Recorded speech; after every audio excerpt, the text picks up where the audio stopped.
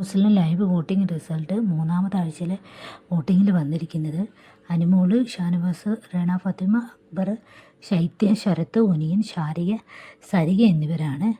ഇതിൽ ഒരു അനുമോളാണ് ഒന്നാം സ്ഥാനത്ത് നിൽക്കുന്നത്. ഷാനവാസ് തൊട്ട് പുറകെയുണ്ട്. ഷാനവാസിനും അനുമോൾക്കും തമ്മിൽ വോട്ടിൻ്റെ ഒരു 3000 വോട്ടിൻ്റെ വ്യത്യാസമുണ്ട്, അത്രയേ ഉള്ളൂ. അനുമോൾക്ക് ഇത്തവണ കിട്ടിയിരിക്കുന്ന വോട്ട് എത്രയെന്ന് വെച്ചാൽ 23,589 വോട്ടാണ് കിട്ടിയിരിക്കുന്നത്. തൊട്ട് പുറകിലുള്ള ഷാനവാസിന് കിട്ടിയിരിക്കുന്ന വോട്ട് എന്ന് പറയുന്നത് 20,285 വോട്ടാണ്.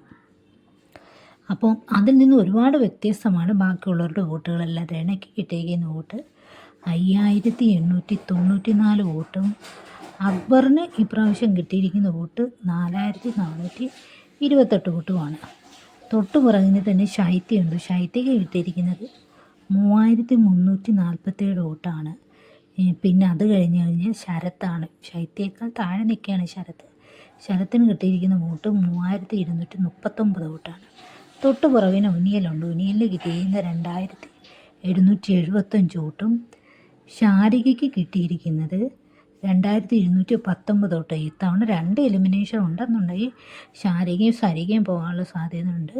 സരികയ്ക്ക് കിട്ടിയിരിക്കുന്ന 2,139 വോട്ട്. ഷാരികയ്ക്കും തമ്മിൽ ഏകദേശം 100 വോട്ടിന് വ്യത്യാസം മാത്രമേ ഉള്ളൂ.